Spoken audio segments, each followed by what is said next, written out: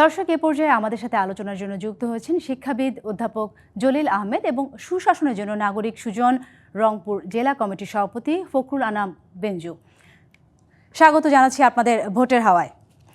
অধ্যাপক জলিল আহমেদ, আমি প্রথমে আপনার কাছে চলে যাব। আপনি কি আমাকে শুনতে পাচ্ছেন কিনা? জি, শুনতে পাচ্ছি। জি, অধ্যাপক জলিল আহমেদ, আমরা প্রতিটি নির্বাচনে দেখি যে প্রার্থীরা তাদের উন্নয়নের কথা বলেন। তারা বিভিন্ন বলেন যে যত অসুবিধাগুলো থাকে, যে রংপুরের অসুবিধাগুলো আমরা জানি, যে শিল্পায়নের অভাব, বৈদেশিক কর্মসংস্থান নিম্ন হার, আয় মজুরির বৈষম্য, এবং তারা কিন্তু প্রতিবারই প্রতিশ্রুতি দেন যে রংপুরের বা এই অঞ্চলে যত সমস্যা আছে তারা সেগুলো সমাধান করবেন। কিন্তু নির্বাচিত সদস্য হয়ে যাওয়ার পরে, তারা সংসদ সদস্য হয়ে যাওয়ার পরে আর তাদের কথার আর কাজের জায়গাটাতে কোনো মিল থাকে না। এটা কেন হয়, বা এই বিষয়ে আপনার মতামত কি? অ্যাকচুয়ালি আমাদের দেশের গণতন্ত্রটাই দীর্ঘদিন থেকে যা দেখা গেছে, গণতন্ত্রে এই পদে যাওয়ার একটা ক্ষমতা নেওয়ার একটা চিন্তা, লোভ একটা জাতীয়ভাবে তৈরি হয়েছে। জনগণের কতটুকু করবে তার চেয়ে বেশি দেখা যায় মনের মধ্যে নিজের কতটুকু করবে সেটা। তো এই কারণে মানে তারপরেও যে দু চারজন এলাকার কাজ, জনগণের কাজ করে না সেটাও নয়। তো গণতন্ত্রের যে ধারণা, জনগণের যে ধারণা, এই ধারণার পরিবর্তন হওয়া অত্যন্ত জরুরি। ওকে, জলিল আহমেদ, আরেকটি বিষয় আমি জানতে চাইবো যে এই যে নির্বাচনের যে মাঠের কথা যদি বলি, এবার কিন্তু আওয়ামী লীগ মাঠে নেই এবং বিএনপি আছে, জামায়াতে ইসলামী আছে। এই যে আপনি কি মনে করেন, এই যে নির্বাচনী যেই পরিবেশটা, সেটাকে কতখানি সুষ্ঠু বা শান্তি শৃঙ্খলা বজায় থাকবে বলে আপনি মনে করছেন? নির্বাচনে একটি বড় অংশ, জনগণের একটা বড় অংশ তাদের ইচ্ছার মত প্রকাশ করতে পারবে না। তো এটি দেখা যাচ্ছে স্পষ্ট। তারপরেও নির্বাচন সরকার খুব যে আন্তরিক, সুষ্ঠুভাবে নির্বাচন হওয়ার পক্ষে যে খুব আন্তরিক, সেটাও মনে হচ্ছে না। বিভিন্ন জায়গায় মনোনয়নপত্র বাছাই নিয়েও সংঘাত এবং বিভিন্ন রকম তর্ক বিতর্কের ঘটনা ঘটছে। তারপরে এই যে বড় ধরনের একটা বড় অংশ নির্বাচনে অংশগ্রহণ করতে, তাদের মত প্রকাশ করতে পারবে না। তাদের যে দীর্ঘদিনের যে 54 সাল থেকে যে একটা মার্কা তারা দেখে আসছে, সেই মার্কাটার এইবার অনুপস্থিতি, কাজেই এই নির্বাচনটা যে কতটুকু সার্বজনীন হবে সেটা নিয়ে প্রশ্ন আছে। জি, আরেকটি বিষয়, আপনি তো একজন শিক্ষাবিদ, কিন্তু রংপুরের যে মোট জনসংখ্যা তার অর্ধেকই কিন্তু নারী, এবং এই শিক্ষার জায়গাটাতে কিন্তু রংপুর অনেকখানি পিছিয়ে। আপনি কি মনে করছেন যারা প্রার্থী আছেন তারা কি এই শিক্ষার জায়গাটাতে কাজ করবেন কিনা, বা এই যে নারীর শিক্ষার যে জাগরণ আমরা বলে থাকি, সেই জায়গাটুকুতে কাজ করার সুযোগ কতখানি আছে?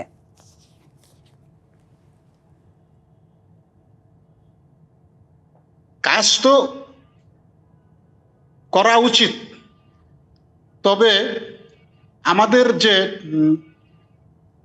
সমাজের যে নারীদের, অবশ্য আগের চেয়ে অনেক নারীদের জন্য অনেক সংস্থা হয়েছে।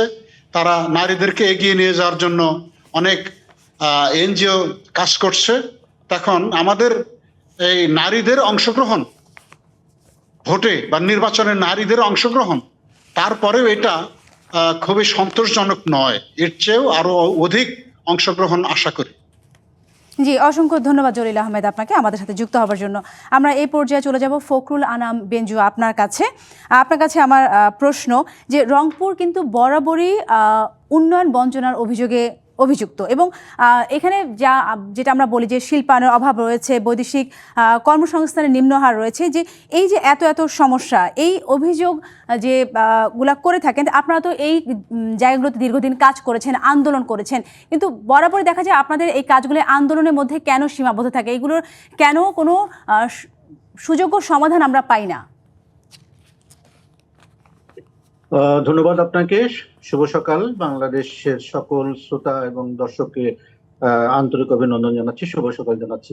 আসলে দীর্ঘদিন থেকে রংপুরে জাতীয় পার্টির একটা বড় অবস্থান রয়েছে এবং বিগত দিনে যদি আমরা 54 বছর স্বাধীনতার পরে বলি, তাহলে সবসময় রুলিং পার্টির বিপরীতে রংপুরের একটা বড় অবস্থান ছিল এবং এখন সেই অবস্থাটা রয়ে গেছে। যার ফলে যারা ক্ষমতায় থাকেন, যারা ওই চেয়ারে বসেন, তারা সবসময় সেটা বলে আসেন যে আপনারা ভোট দিচ্ছেন উল্টো দিকে, উন্নয়ন চাচ্ছেন হচ্ছে হলো রুলিং পার্টির কাছে। এমন একটা বিতর্ক কিন্তু দীর্ঘদিন থেকে চলে আসছে। আর আরেকটি বিষয় হচ্ছে যে এই যে আমাদের পার্টি বিভাজন এবং পার্টির উপর ভিত্তি করে এলাকার উন্নয়ন হবে কিংবা হবে না, এগুলো হচ্ছে হলো মানধাত্তা আমলের কথাবার্তা। আমি যদি উন্নয়ন করতে চাই, আমি জনপ্রতিনিধি, আমি আইন প্রণেতা, আমার হাতে স্থানীয় জনগণকে আমি প্রতিশ্রুতি দিয়ে এসেছি যে আমি এই খাতে ডেভেলপমেন্ট করব। সেই ক্ষেত্রে আমার কোন পার্টি বা কোন রুলিং পার্টির কোন নেতা কি বললেন doesn't matter. As a matter আমি কতটা আন্তরিক, আমার কতটা সক্ষমতা আছে, আমার কতটা যোগ্যতা আছে এলাকার মানুষকে উন্নয়নের রোল মডেল হিসেবে নিয়ে যাওয়া। এবং এই যে রংপুর বঞ্চিত, এই বঞ্চিতটা শুধু এখনো চিল নাও, আমি আজকে বলতে দ্বিধাহীন চিত্তে বলতে বাধ্য হচ্ছি, বর্তমান সরকারের অন্তর্বর্তীকালীন সরকারের প্রধান উপদেষ্টা মহোদয় আবু সাইদের কবর জিয়ারত করে উনি বলেছিলেন রংপুর থেকে উন্নয়নের যাত্রা শুরু হবে। আমরা কিন্তু কিছু পাইনি এবং পাচ্ছি না। এর জন্য প্রথমত হচ্ছে হলো রাজনৈতিক দলের যারা এখানে কাজ করেছেন, জাতীয় পার্টি সহ অন্যান্য পার্টি, তাদের মধ্যে দূরদর্শিতার অভাব আছে।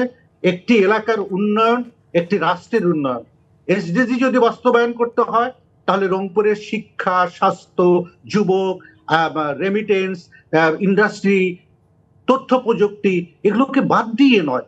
কর্মমুখী শিক্ষা পিছনে পড়ে আছি, তথ্য প্রযুক্তি পিছনে পড়ে আছি, হাজার হাজার যুবক এখানে বেকার হয়ে বসে আছে।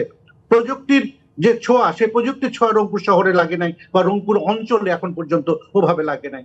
তাহলে আসলে উন্নয়নটা কোনটা? ফখরুল আনাম বেঞ্জু, আপনার কাছে আমি আরেকটি বিষয় জানতে চাইবো। আমি রংপুরের দুঃখ যদি আমি বলে থাকি যে তিস্তা মহাপরিকল্পনা বাস্তবায়ন, এই তিস্তা আন্দোলন অনেক ক্ষমতা এসেছেন, বিভিন্ন দল ক্ষমতার পালাবদল হয়েছে, কিন্তু তিস্তা মহাপরিকল্পনা কিন্তু বাস্তবায়িত হয়নি। আপনারা আন্দোলন করেছেন, মশাল মিছিল করেছেন, কিন্তু এত বছরেও এই তিস্তা মহাপরিকল্পনা কেন সুষ্ঠুভাবে এটার সমাধান হচ্ছে না? কেন আমরা পার্শ্ববর্তী দেশের সাথে একটি মানে সুযোগ্য সমাধানে আমরা কেন পৌঁছাতে পারছি না? ধন্যবাদ আপনাকে। আপনি একেবারে সময় উপযোগী একটা কথা বলেছেন।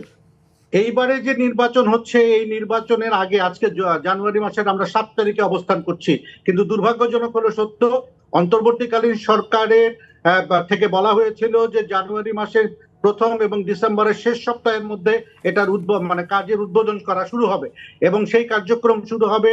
চায়নার প্রতিনিধি এসছেন, ফিজিবিলিটি স্টাডি হয়েছে, নানা ধরনের কথা শুনেছি আমরা। এই কথাগুলো কি শুধুই ফুলঝুরি? এই কথাগুলো কি শুধু কাগজে প্রতিশ্রুতি? আসলে কি রংপুরের তিস্তাকে যদি উন্নয়ন করা যায়, তিস্তা মহাপরিকল্পনা যদি বাস্তবায়ন করা যায়, রংপুর অঞ্চলের এই 8টা জেলার সমস্ত দুঃখ দুর্দশা নিরসন তো হবেই, জাতীয় অর্থনীতিতে একটা বিরাট অবদান রাখবে এই রংপুর অঞ্চল। আমাদের প্রত্যাশা একটা, এটি সুষ্ঠু নির্বাচনের মাধ্যমে যেই প্রার্থী ক্ষমতায় আসবেন, সংসদে বসবেন, তারা অবশ্যই এই তিস্তা মহাপরিকল্পনা যে চুক্তি আছে সেটা বাস্তবায়িত করবেন।